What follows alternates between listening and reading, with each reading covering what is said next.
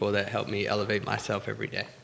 So what psychs me about today is a conversation from what's going on in the market is I'm about as old as dirt and's been in it for 40 years. You've been in it for 7, yourself for a little over a year into it. So I really want to see what the perception and what the dynamics are on the market and what you guys have to say. So I posted some numbers, so we'll just get into some quick numbers for just a quick throw it out there for the car footprint. What I took a look at was what the first 2 months of January and February of 24, the year you got in, versus this year. Just as the car footprint. So this is Charlottesville, Albemarle, and Louisa, Flavanna, and Nelson. So we're actually down in sales, right? So these are actually closed units. 24, you were at 202. We're at 197. So we're about 2.5% down. Medium days on market was a bit of a jump. We're up about 22%. So we went from 18 days to 22 days. But, you know, prices are going up. We're in 2024 for the first 2 months. We're at 478. We are now at 510. These are closed units. That's almost 7%, 6.7%. So I'll let either one of you two jump in. What do you think that is? What do you think about that information? Yeah, do you think that the days on the market have something to do with the price increase, being that it was 478 last year versus 510 this year? Do you think that it's a struggle for buyers to qualify for a higher price point? I think it's two things. I think it's affordability, and I think it's the impact of the weather.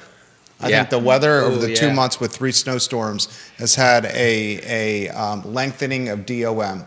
And you can make a legitimate argument, and I'll pass the baton to you guys, that this might be the most challenging time to purchase a home in Central Virginia history, with rates upticked above 7%, and with median sales values and the car footprint. Well, I mean, we're talking over $500,000 for a median value. When I ran these numbers this morning, because, you know, today's the end of the month, I wanted to run them. I didn't expect to see a 510 number. Yeah, I mean, that one's a little bit shocking, especially considering, you know, 10 years ago you could buy a house for $300,000 versus the 510 that you're seeing today. I think there's a problem with the affordability, but, you know, luckily we're insulated kind of here in the Charlottesville area. You have, you know, the university, the hospitals, you have Injuk that's all around here. So, you know, the income is not keeping up with the pace of what the housing market is currently doing, but I think there are people still out there looking to buy. The snowstorm doesn't help us either, especially with the days on market. I'm so ready for the snow to be gone. Oh, amen. But bring on that spring weather. But Bree, you know, so I'm going to add a third component to what Jerry said, weather for sure. But from the guy who's been here for a while, we're starting to get to normal day. Or very close to normal days on market. So, you know, the 1, 2s, and 5 days hasn't historically been normal. Now, for somebody who came in 2024, right, I think the days on market of 22 days seems very high. So you're having conversations with buyers and sellers. How are you going to talk about that from days on markets from your perspective? Well, for the buyers that I have now, I just let them know that, you know, it's important for us to put the offers in and make it attractive. I know Carrie was teaching us how to make offers attractive when it comes to the like days on market, because I know one of the houses that we had multiple offers, and it's competitive from what I've seen. And then I know I was talking to one of our other team members, Bethany, about the snowstorms, and it was like 60 degrees on Monday, and everybody started picking up the phone, all of our leads, and we were like, what is going on? Like, how is this even happening? She was like, make sure you make your calls today. It's warm outside. Everybody's answering. They're trying to buy the home. So, yeah, that's definitely what I've been taught, at least what Carrie's been letting us. Vincent Brown giving Bree some props, watching the program right now. Ike Anderson watching the program right now. Ooh, I see agents from 6 different firms on the feed as we speak. Viewers and listeners, if you have a question, put it in the feed. I'll relay it live on air. How about Albemarle County? And I'll get out of y'all's way here. Albemarle County, the median sales price in 2024 for Albemarle County, $653,000, 2024. In 2025, the first 2 months, the median sales price in Albemarle County, $728,000, ladies and gentlemen. Right around that jumbo threshold. And that's 11% jump over the same first 2 months. 11.5% jump That's from crazy. the last 2 months. And That's $750,000. it's $750,000. And by the end of the year, it's going to be even higher. 100%. And, from a affordability perspective and trying to help first-time home buyers and trying to help a young person get into housing, how do we, as real estate professionals, I know how I handle it, and Kerry, jump in, have a conversation with a first-time home buyer when you were in Albemarle County at a number of 728, even when you're looking at Fluvanna County, which had a jump of 13%, by the way, from 345 to 390. How do we have these conversations with buyers and keep them in the game and keep them motivated? Mm-hmm. How do you approach that conversation? I definitely would say being transparent on everything when it comes to the buying process, and just letting them know the prices and letting them know that, if this isn't in your price range, we can look at things like, I know you discussed with me about the community land trust, mm-hmm. like homes like that, where they take the land value out of the home price and make it more affordable, or looking outside of that area. Maybe it's going to be a longer drive, but we find that prices outside of like these areas may be less, so making that drive so we can at least I try to talk to him about that. What about you? What do you say to Well, yeah, so and the reason I wanted to have this conversation, I'm a boomer, I'm an old dude, right? You're a young person, right? And I think a lot of what's going on here, the buyer profile right now is old mm-hmm. and wealthy. Right. And so how, when you have a conversation with your peers, with your younger folks, what are you talking about the housing market? Right. Are you seeing your fellow peers like just not wanting to get into the game? That's what I really want to take a little bit of a dive into. Right. How does that work from a generational perspective? Right. So a lot of my buyers, either if they're on my age or my friends who are around my age who have a job, they are leaning more towards renting right mm-hmm. now because the home prices are a little bit higher than what they expected when they are thinking about going into the market.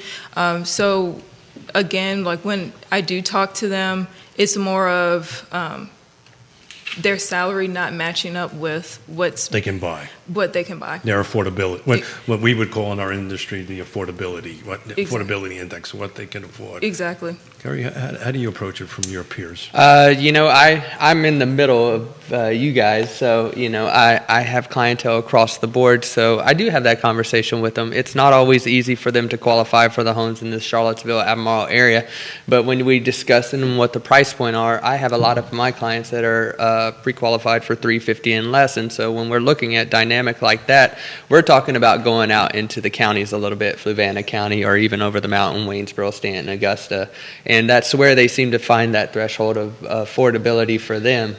So let's take a dive into that, because while you guys were doing the intro, I crunched numbers for Waynesboro and Augusta County. So the median sales price in 2025 in Augusta County is at $315. To your point, yep. That if you're looking at the $350 and below, you got that. But I will add that's a 13% drop than the same time of the year last year was at $363. So if you're in the market to buy, that may be the place that you want to start. Yeah, and I think that there are many options, so you just have to be realistic with your buyers. Most of your buyers want the detached single-family home that is got a little bit of yard to it, and realistically, if your budget doesn't allow that, you can look in places like Grottoes, Waynesboro and Augusta, Stewart's Draft, Stanton, and a little farther out. And you can get a detached home for around that price point. But if you want to be a homeowner or have a way to build equity into a property, you may have to look at other alternatives. Manufactured homes are a good one where you can keep the price point a little bit low, and even townhomes, condos. Townhomes, condos usually don't fit for people that are looking to have a little bit of a yard, but if you can talk to them about the green space and the shared common areas, maybe that could be a common ground where they can become a homeowner and secure that. For me, being a homeowner is more about conserving my money and not having to spend that on rents because I'm not going to get any return on that. If I want to be liquid and I want to be able to move freely, sure, depending on my job market. But if I know that I'm going to be stationary, anywhere from 5 to 10 years, I'm going to look to purchase a home. This way, when I sell it, I get some of that equity back, or even, take advantage of the rising prices. So, comments coming in quickly. Vanessa Parkhill in Earlysville said the numbers you just shared reinforce the value of following and watching Real Talk. Keith advised all the viewers and listeners a year ago that the best time to buy is now, and look, the prices are going up. They are not dropping.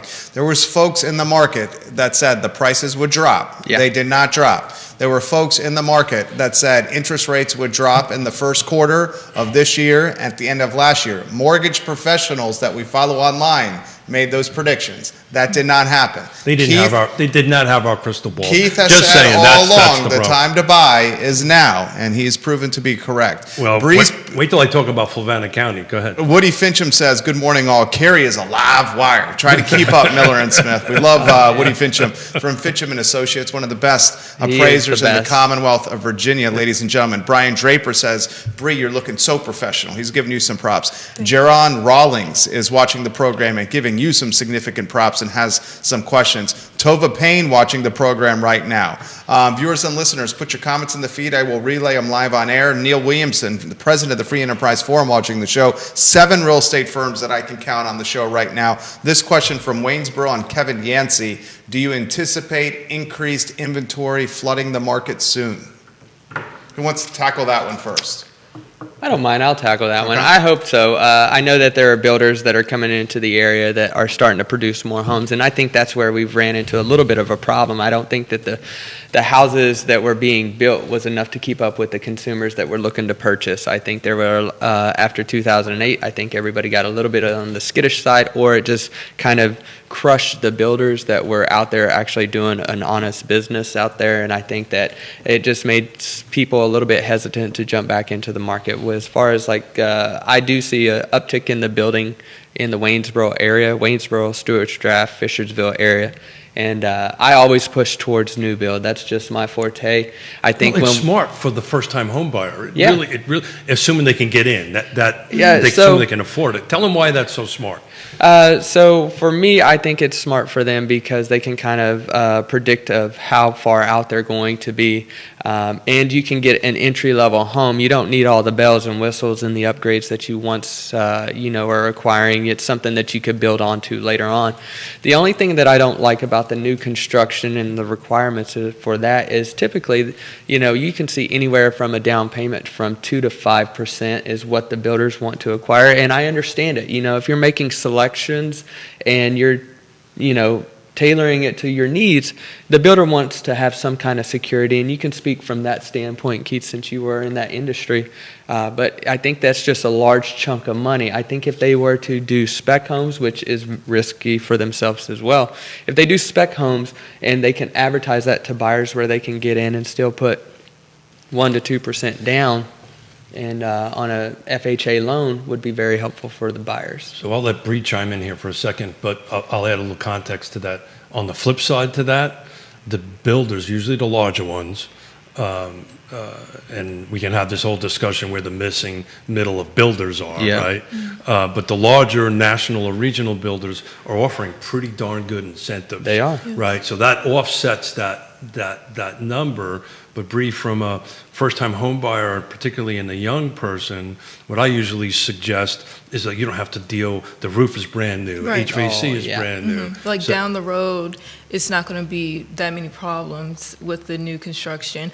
And it definitely the incentives as well. I know that I'm helping a buyer now, and he is definitely interested in all of the incentives that we saw with the Greenwood homes that they're doing, and also the loans for first-time home buyers as well. So, yeah. So thank you for mentioning Greenwood. I want to give a shout out to Greenwood Homes. They're partnering with the Land Trust.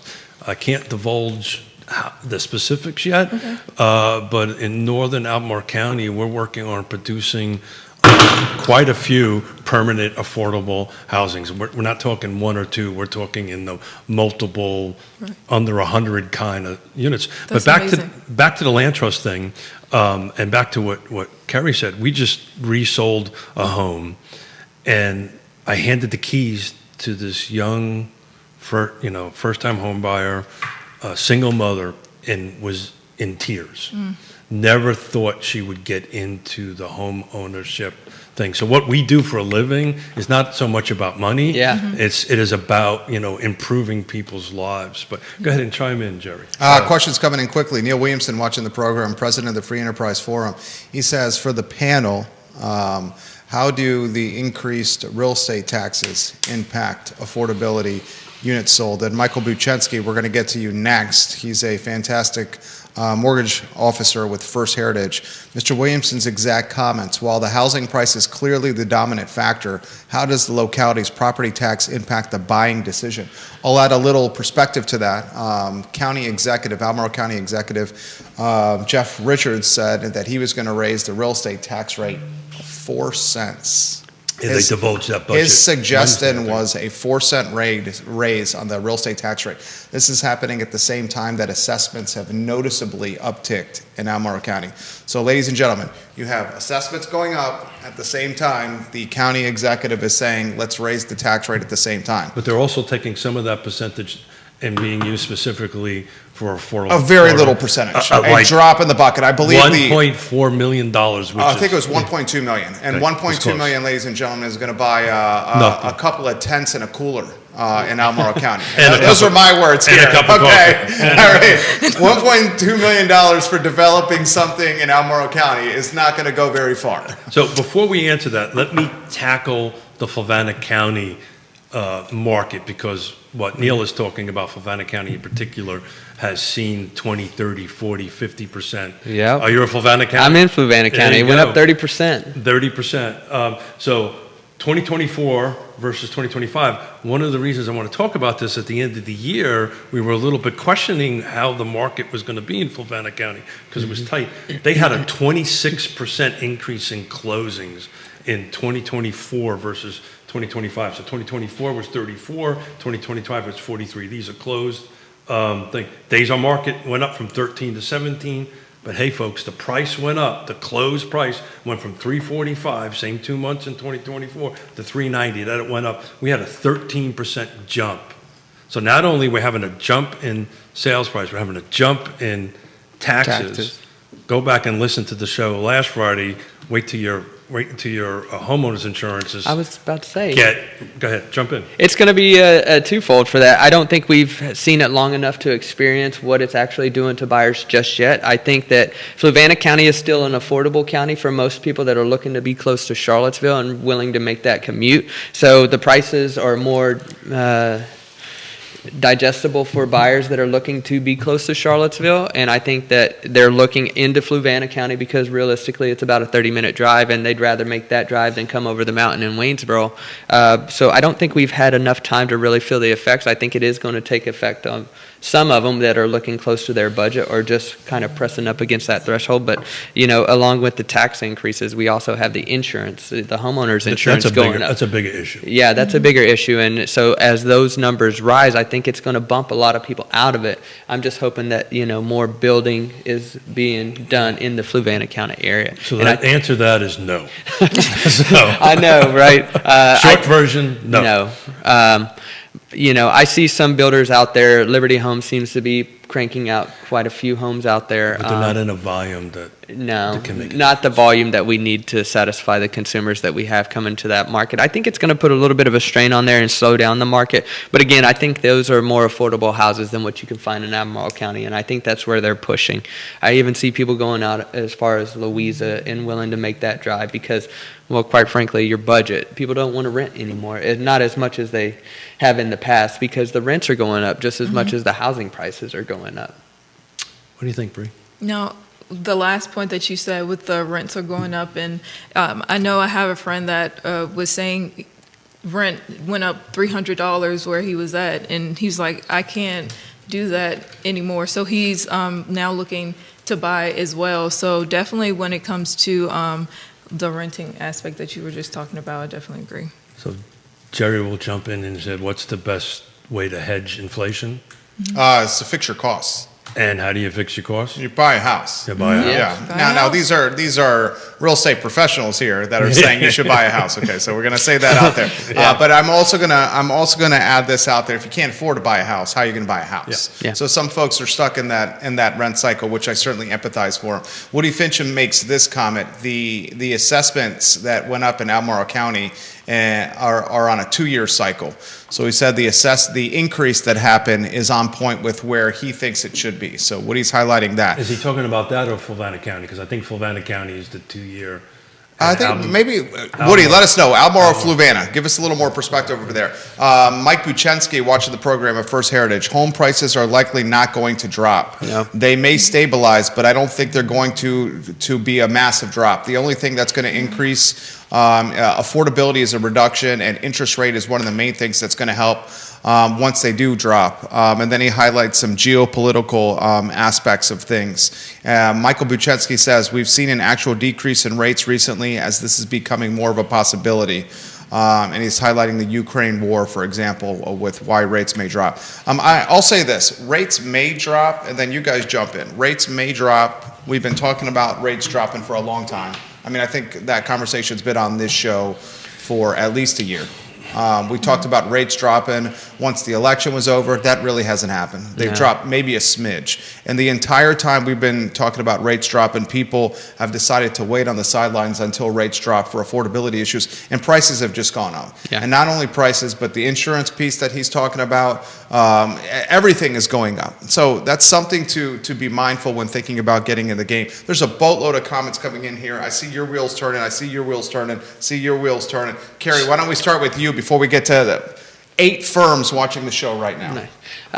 So what was the question? All right, anywhere you want to go, the affordability is the main piece. Some folks are saying, when's the inventory going to come on the market? Other folks are highlighting the headwinds tied to federal cuts and how it may pertain to Charlottesville and Central Virginia with a lot of federal jobs in this market. So a lot of topics you can cover here. Okay, so just want to address some of the things about the affordability. So in our market, we got to get a little bit creative here because not everybody can afford the interest rates like you had been talking about. I don't foresee the interest rates dropping anytime soon unless there's some kind of major world disaster, war breakout, another pandemic, which I hope that's not the case.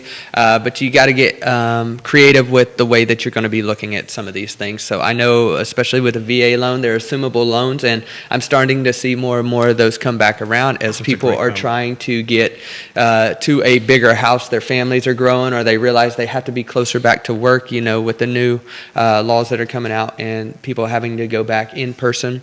They are trying to move closer to those places, and I have a handful of clients that have VA loans that are trying to move now. And with the assumable loans, you can get somewhere between 3.5% and 4% because they refinance during. They're a little tricky though, right? They are tricky. That's a difficult needle to thread. It is, and so you got to be a bit sophisticated there. You do, but you also, you got to do your research. And I've done a couple of assumable loans, and so you just have to make both parties aware. Hey, you're going to have to probably use the same lender. Not probably. You're going to have to use the same lender unless there's somebody else that has found a different way, and you're going to expect about 45 to 60 days for that transaction to close. So what I'm about ready to say will probably get me into trouble with somebody, Hey, right?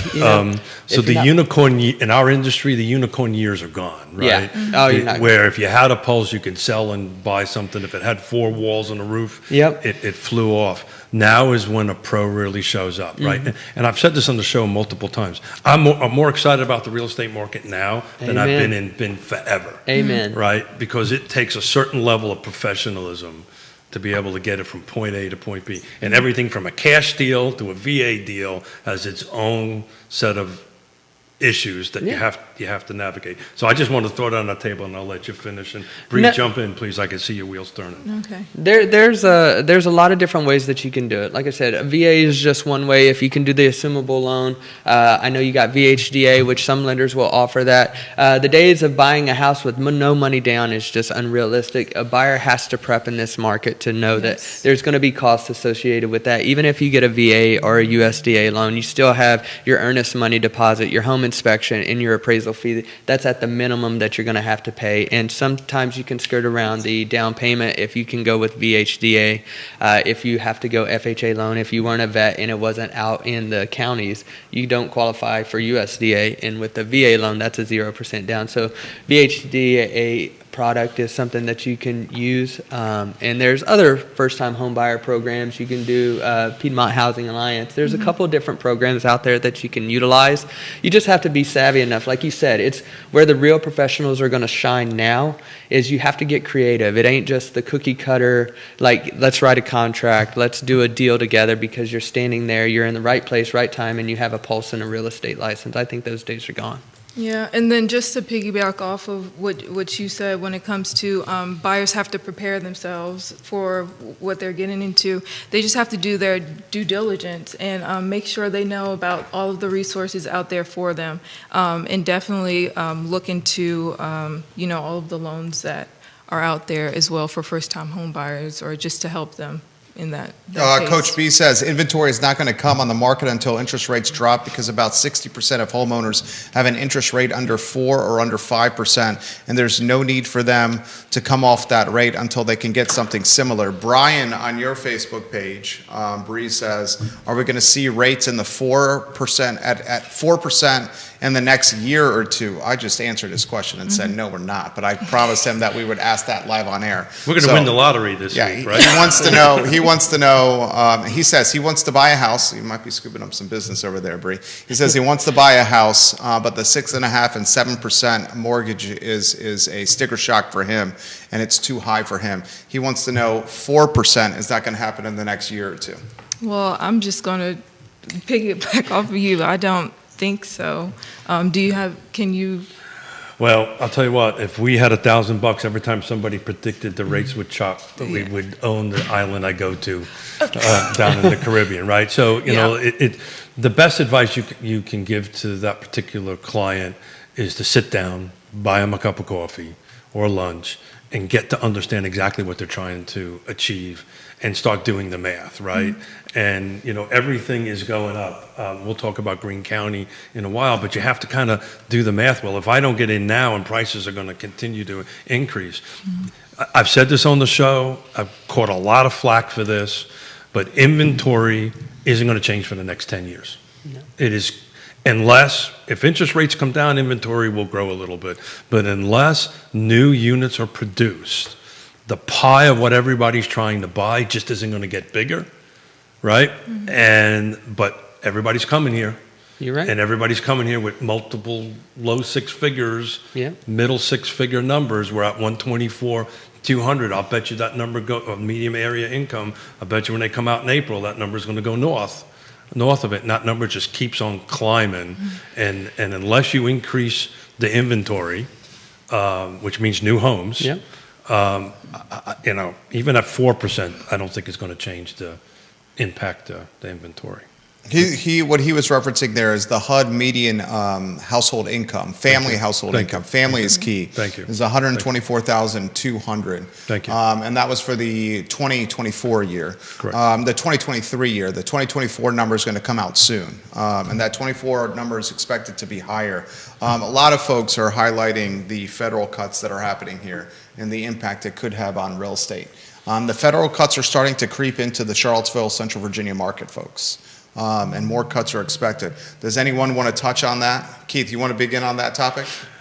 Yeah, so I'm tracking what's happening up in Northern Virginia at the moment, and I want to preface this, at the moment, it seems to be balanced to 2024, but we're so early into this process that I suspect that number is going to change a little bit up there. But our inventory here is so low that even if the certain folks rotate out of this area that's in the federal workforce, I don't think it's going to raise the inventory that much. This also could be a little bit of why the DOMs are a little bit long, right? That could be another reason that, you know, if you take a deeper dive into it. I think the DC cuts are going to impact this market with more demand, more buyers. That's the real problem. That's the real problem. I made. So even the few, and I was trying to delicately do this without offending anybody when keeping sensitivities out there. Just a simple math problem. I think the few that we're going to lose here versus the ones that are moving from down here is just not going to balance. Yeah, I don't think so either. We just need more houses, guys, and it's that simple. I want to touch on two things since we're talking about more houses, and you had hit the nail on the head. I just think we need more inventory, more new constructions being built. I think there would be builders willing to do that, but what's the real problem here? We don't have enough skilled trade labor to satisfy what the builders' demands are going to be. And I think that we need to do a little bit of investing into the education or into even the work programs. I think we need to shift the again, I might catch a little bit of slack for this, but like the college mindset, those that are not willing to go into the college, let's incentivize them to go into the trades and then, offer grants and scholarships for those kind of people. We've talked about this before, Bree. My little brother in Richmond, I'm the oldest of five. I call him Doctor because he's a high-end trim carpenter in Richmond. Love it already. And he makes more than some doctors that I know. Wow. Yeah. Right? And it's because, he's really, really good at what he does. He's high-end. He shows up with his tools, does his job, and gets out. And that's what Kerry's talking about. There's just not enough skilled training. But, Kerry, if we can't get projects approved That's true. and rezoned and go through the site plan process, for those real estate agents out there, I sent a white paper out to everybody this week where it lays out where I think we need to go to get this fixed. But unless we can at the level of getting new projects, you're not going to need. That's true. We got to do something about the requirements for the zoning and the approval process, right? And it's very difficult to go through these processes sometimes. There's a bunch of red tape that is involved in that. I submitted a building permit just for an addition not too long ago. Which county? What's that? Which county? Admiral. And it was just like, they just needed more and more and more documents. I had to do it twice. One because, I was trying to help a homeowner do it themselves, right? And so, the payment didn't, I submitted an application and everything, and then at the end of 2024, and then there was a disconnect for, making the payment, and then I had to resubmit the application for that as well. And so, it just... Wait till you try to get the CO on that.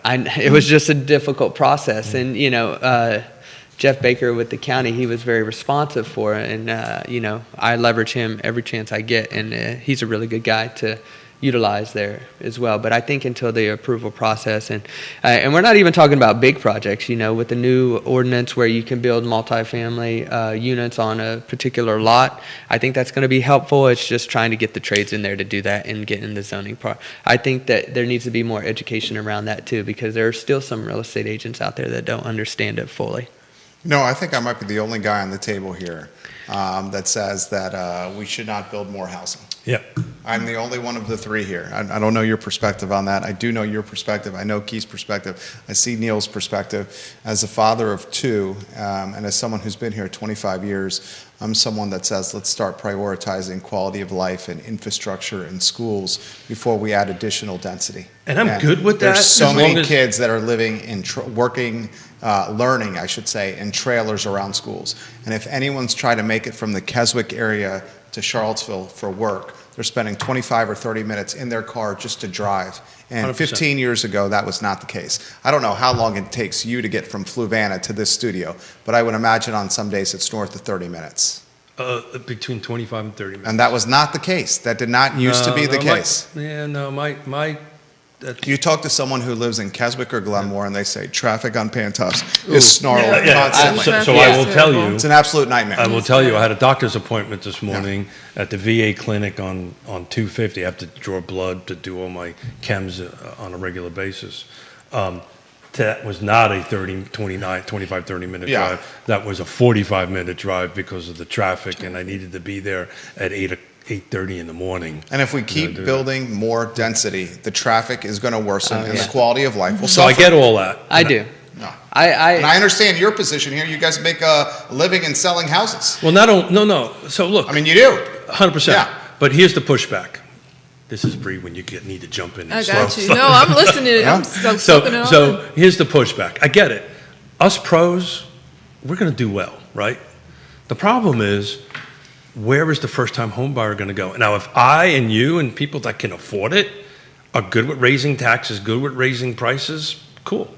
But then we should not be talking about housing affordability or affordable housing. If that's what the community wants, and that's cool, then it is what it is. Well, and, to and this we move point, on. now, Morrow County, the community has wanted the development area to stay at 5% or below. Oh, I have some news on that. Okay, we do not have the political capital here to expand the development area. It's interesting what they're talking about. Okay. I'll jump into that a little bit later.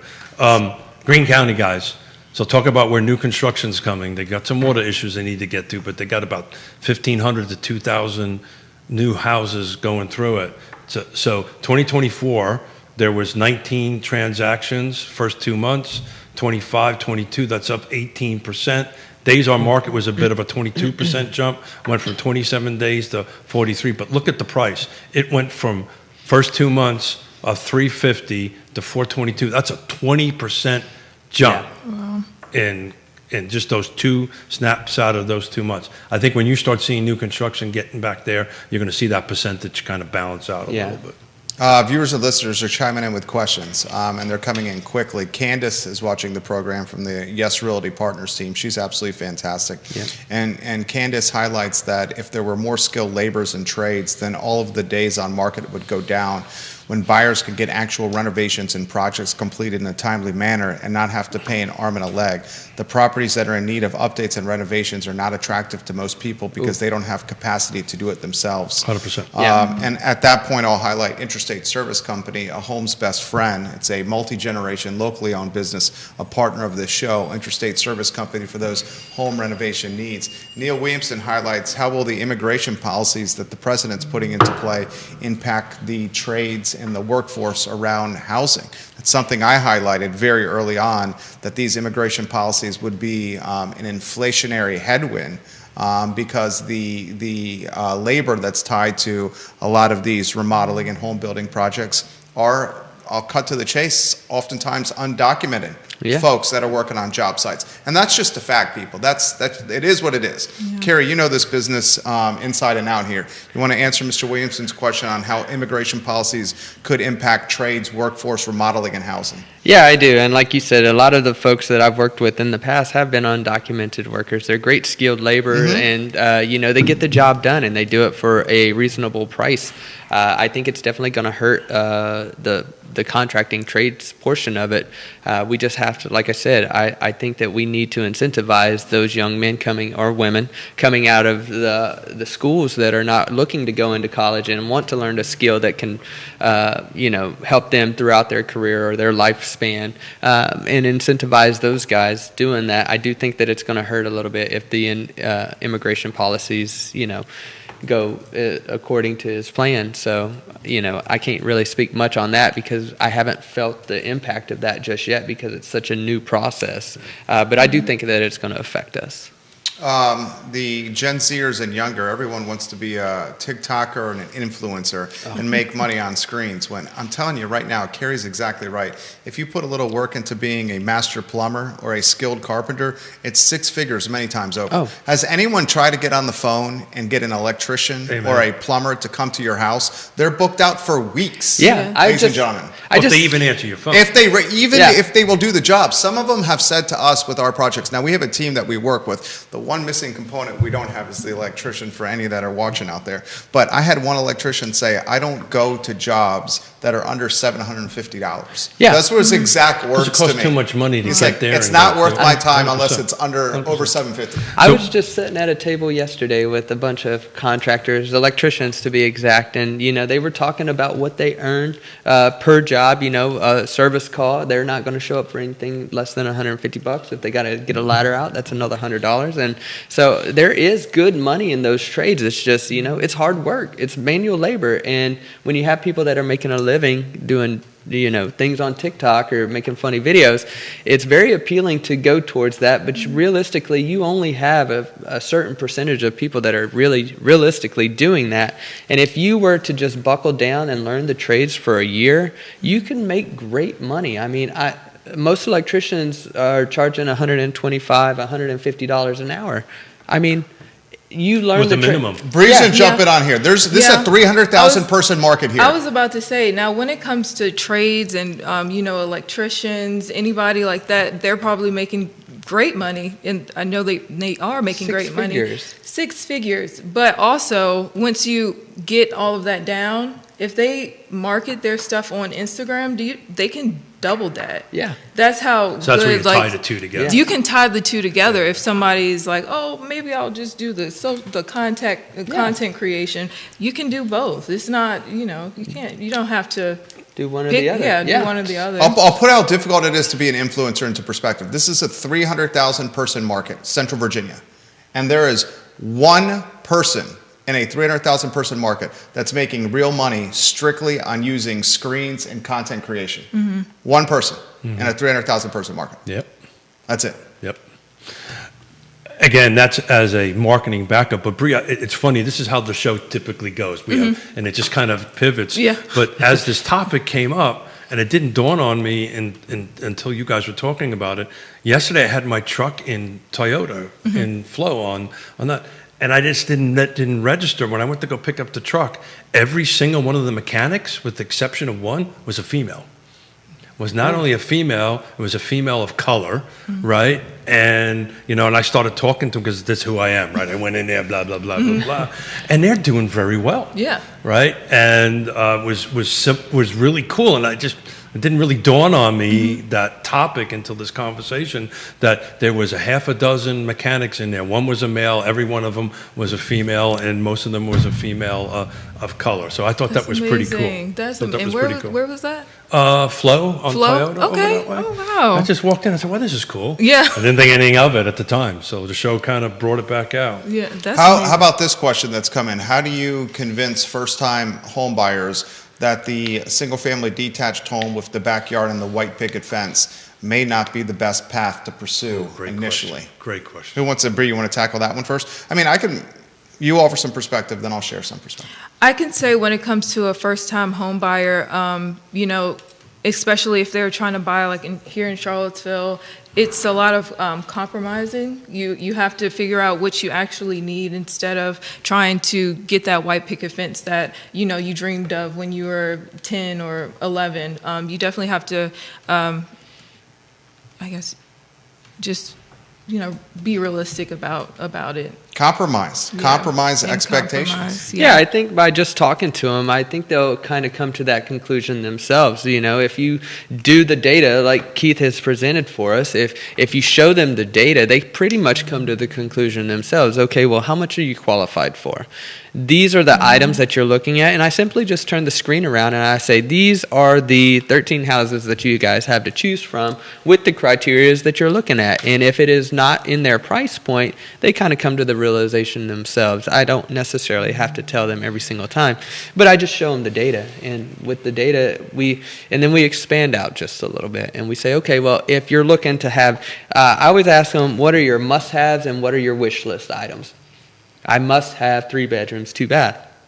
Okay, I must have a yard for my dog. All right, fantastic. What are some of your wish list items? And when it comes to their wish list item, I would love to have a basement or a garage or whatever the case may be. And then as we type those in there, it kind of just dwindles down the list.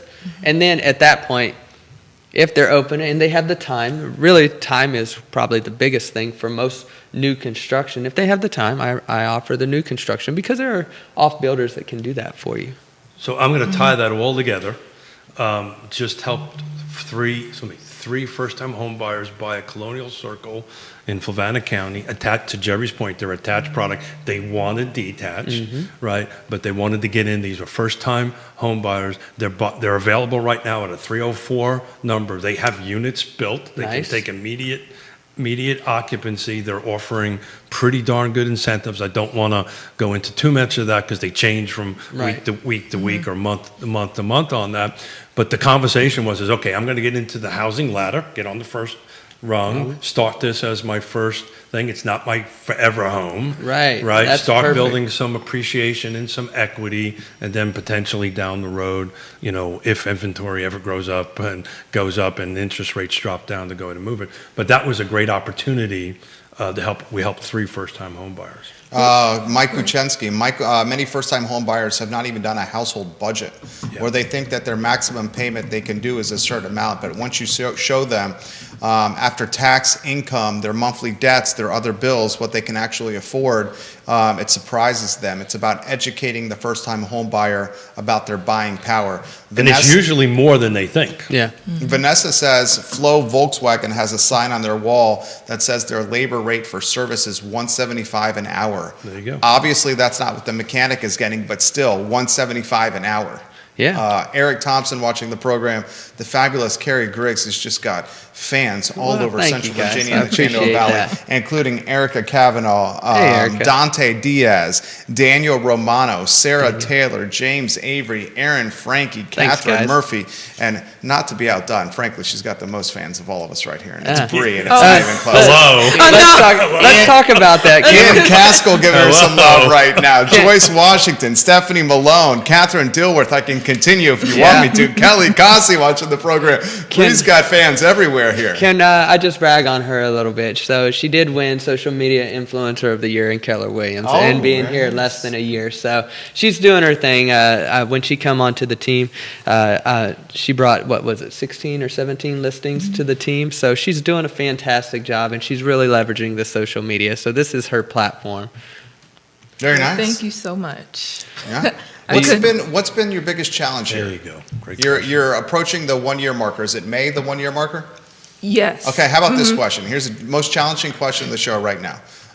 The easy stuff is, I mean, I think a lot of stuff comes easy to you. What's been the most challenging thing so far? I feel like the most challenging thing has been, let's see, I really want to Carrie get Griggs. it going. No. Carrie, yeah, me. No, we. No, yes. So definitely tackling the investment properties, the 8 investment properties that we have to sell has definitely been challenging, but I've been learning each transaction that everything is going to be different. You can't expect the same thing over and over again. It's going to be different. The same mistakes, it's going to be different mistakes every time. The biggest thing, though, is just to learn from each of them and try not to do the same mistake again. So that's definitely the, I believe the challenges, the transactions that are not the best, but you make them the best and try to execute it. So 24 sure. months ago, you had a vision, Yes. right? We're now a year in. 24 months ago, she was on television, right? Yes. Yeah. She was on NBC 29, the NBC So let me affiliate. rephrase that. 24 months ago, you were a vision. She was on TV? And you're now in the real estate. What's the one, to expand on Jerry's question, what's the one thing that totally surprised you that you did not expect?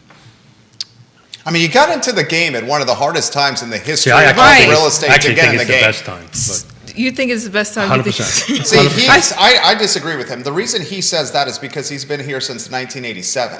Thank you. a- Usually he says 1880. a lot of people would say the easiest time to get into real estate was in 2020, 2021, 2022, when homes were trading like you know, So I'm going to packs of gum. Yeah. So I'm like going Snicker bars. big time push back on that, but I'm going to let you answer first, then I'll push back. Okay, Tell so you why I think this is a good time. okay, so you said the most Challenging thing that shocked you the No, most. what What surprised you the most? shocked me the most.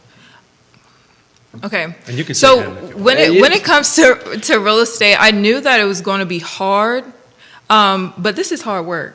Yeah. If you're not a hard worker, I could see a lot of people just being like, this is too much, I can't. But this is definitely hard work. It's not anything that you can just sit back and just be like, oh, the buyers are going to come to me. I'm going to find the seller. It's like walking around the street. It's hard work, and you definitely have to learn to dive in and really get down and dirty and get everything done. Well said. You know what I think it is there's this misconception of this game because of shows like Selling Sunset on Netflix or $1 Million Listing on Bravo, where it looks like it's just like Louis Vuitton and Gucci and Lamborghinis and Porsches and nice handbags and stacks of paper. And the reality is, to make a deal materialize from start to finish, is an effing grind. Yeah. It is a grind to get a deal to the closing table. I'm glad you say that, because in our office, we have standards for the team, and, we try to close one deal per month is what I've set for the agents. I have a team of 10 of us, and all 7 of my agents, including myself, other than myself, are about a year of real estate underneath their belt. And so we have a standard, which one transaction per month is the minimum requirement. And so we do trainings every Tuesday. And so a lot of times I am showing training videos of Ryan Serhant and, tying that to this market. And, if you listen to his story, it looks great now, but the struggles that he had in the beginning and his aha moments is kind of where we learn from as well. And just to watch any of them, the first couple of years of it, I think it takes about 3 years before you really get into the groove of three. 100%. I was literally going to say minimum 2, 3 somewhere years. between 2 to 3 years. Once you get into that 3-year mark, then you're starting to be known amongst But that's like any other business, though, Yeah. right? When you own a business, if you're not starting to turn the profit somewhere between 3 and 4, then it's time to reevaluate what you're doing. And a lot of real estate agents don't understand they own a business. Yeah. Right? To Jerry's point. So this is pure hard work. PHW. Yeah. So push back on Jerry. Well, I think this is the best time for you to get into the business. If you got in the unicorn years and you now need to do business with, your head's exploding because you have no idea. Yeah, but if you got in the unicorn years, you will at least be making some money. Well, you're not making it now, and that's the real problem. And that's the point. So let me finish my train of thought, Jerry. So now, welcome to Keith and Joe. Yeah. so we love each other dearly, so that you know this. So, but if you get in now, put in your 2 to 3 years, pure hard work, you will learn how to do the business. Yeah. You will adjust. You will be able to adapt to any market change, because guess what's going to change? The market. It'll change 12 months from now. It'll change 24 months from now. It'll change 36 months from now. But the people that got in, that had a pulse, that was writing, we talked about on the show, these agents were putting on Facebook, I just sold a house in 13 seconds. What the hell you thought we were going to get sued for? Yeah. Right? So, Bria, I agree that she's getting in at a great time right 100%. now, because right now she had talked about her investment properties, and I think she has 8 of them. She is making the uphill climb. Like, they're not easy processes, and, she's learning in the trenches right now, and some of these transactions that she's working are some of the hardest ones that you can think of. She's running seller financing for somebody less than a year in. She's going the uphill battle, and she's learning all the things that she needs to know now. The rest of these deals will be super easy to her, or at least within the scope of what is manageable. And now she's juggling all 8 of these, plus juggling 8 new constructions as well. And so I think she's learning, she's putting in her salt now in order to be that great agent that she needs. So Bree and I had this conversation, right? So if you show up to this real estate business right now, and if you don't have at least 12 months of carrying cost, then you ought not to get into this business. Yeah. Right?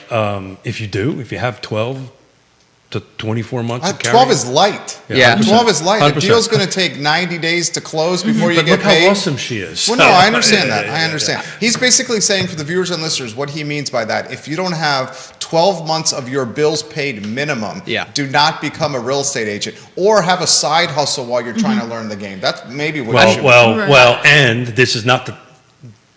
I'm going to get in trouble because Mrs. Smith's going to hit me this afternoon for saying this. In my opinion, being a full-service professional full-time is really where you need to be at now. That doesn't mean agents do not do dual careers. It works for certain agents, but if you want to make this a profession, you need to be doing this full-time. Even if it's something like something dealing with housing that can pay you, that you're still in the real estate world. In the game. Yeah. That can definitely be a possibility too. I just did a team meeting the other day, and like you said, 12 months of that reserves. Realistically, if you look at it and you draw a linear line and you put all 12 months on there, you can be doing all the right things. Here we are in February, about to be March. You could be doing all the right things. You're making your phone calls, you're closing clients. But if you think about something, okay, you got a new construction, now you're 9 months out. You're not going to be closing on that until September. Right. And then, so that's one deal that you have. And then, let's say you have somebody that has a home to sell. Okay, well, you have another 3 months out, so that's June. So that time frame between March and June and your first paycheck, even though you're doing all the right things. And it could blow up at the last minute. And it can blow up at the last minute, but you're doing all the right things. Or you have a client that needs credit repair for the next 6 months, and now you're in the December time frame. That length of time in there, I think you just have to be realistic on what you are actually capable of doing, because no one's going to get in the real estate industry, farm that first client, and then have it closing in that 30 days. And I'll take it a step further than that here. You think about the real estate industry in Central Virginia, I will say this. I think it is the most competitive category of doing business in Central Virginia, except for maybe coffee shops. Yeah. There's a coffee shop on every damn corner. There's a real estate agent on every damn corner. How many agents are in Carr? It's above 1,000, right? 1,400, yeah. 1,400 agents in a 300. That's bananas right there. Yeah. This is the most competitive category of business in Central Virginia, except for maybe coffee shops. And that's not just that's just in Carr. And if you are in that Louisa, Fluvanna, Orange Triangle, Gordonsville Triangle, where you also have the Northern Virginia, the Bright system coming along with it, along with the Richmond CVR agents, I mean, you're in a competitive market right there. Yeah, the Richmond and Northern Virginia agents are infiltrating here, and you guys are infiltrating over there. And the reason that's happening is because there's not much inventory. Chasing the money. Yeah, you're chasing the money. That's what's happening here. Comments are coming in really quickly as we wind down the program here. This is a great comment that's come in. What's the advice that you would give, and we're kind of talking about this now, for someone who's contemplating a career shift into real estate? You want to go on that one? I definitely would. So if you're thinking about going into real estate, I would definitely say, for one, don't quit your job just yet. That was one advice that somebody gave me, which was amazing. Don't quit your job as soon as you pass the test. Don't do it. Keep it with you.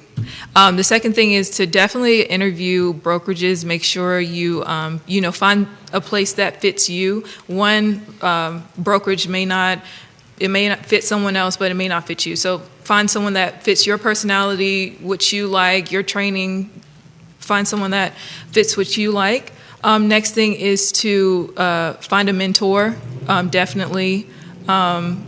I was able to get on a good team when it comes to Carrie. I also have Keller Williams, people like S. Lisa Herndon, she's great, Jason Kirby, anybody. Find a good mentor. Yes, find a good mentor to be able to answer your questions and to get you along, because this is hard work again, but you can do it. Well said, Bree. Carrie and Keith, some closing thoughts here. Well, I'll piggyback off the real estate, getting into the real estate game. It is a life-changing industry. I'm very blessed to have been in this industry. I joined with Keller Williams because I like their motto, God, Family, Career, and that's kind of what fits in my lifestyle. I've been very blessed to be surrounded by great people. I was actually dual career when I first started. I was a contractor, kitchen and bath designer, and a real estate agent at the same time. People say it's simple, but it's not easy. It is a grind. You really do have to put in the work, and I don't care if business is coming to you. You still have to write the contracts, meet the clients, do the home inspections, and all the things that go along with it, while juggling both being a business owner, and quite frankly, that's how I allow my agents to operate. They're a business owner within the group, right? We're not a real estate team, we're a wealth building team. We talk about goals and what they want to do and how they spend their money, investment properties and things like that, because at the end of the day, real estate market, it goes up and down, and so in order to avoid that roller coaster, we got to have things in place in order to offset when the down times do come. So anybody interested in getting in this industry, just realize that it's going to be competitive, but you can do it, and it's life-changing. Well said. Keith Smith, some closing thoughts. You got to have that kind of can-do spirit, right, and this independent spirit to go ahead and make it work. The positive sides of all this, we're talking about the hard work and all that stuff, but when you get to that point, you're your own boss. You set your own schedules, right? If you decide to take a couple of days off to go visit grandkids, Yeah. then you can go take a You can couple do it. days off to go, Grant. But you'll have your phone with you, and as my phone is Yeah. ringing, It is ringing right as now. my phone Right is ringing, right? You need to always do business. So this is more of a lifestyle business combination, right? And you've got to be able to merge the two together. Let me turn this thing off here.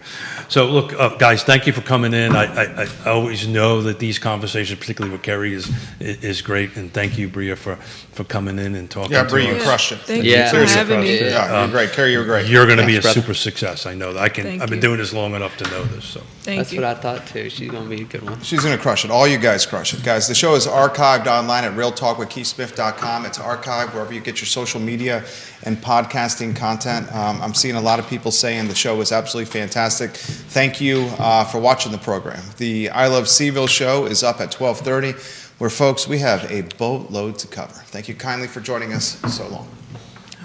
Nicely done. He's going to tell us when the mics and cameras are off. They're going to be off here shortly.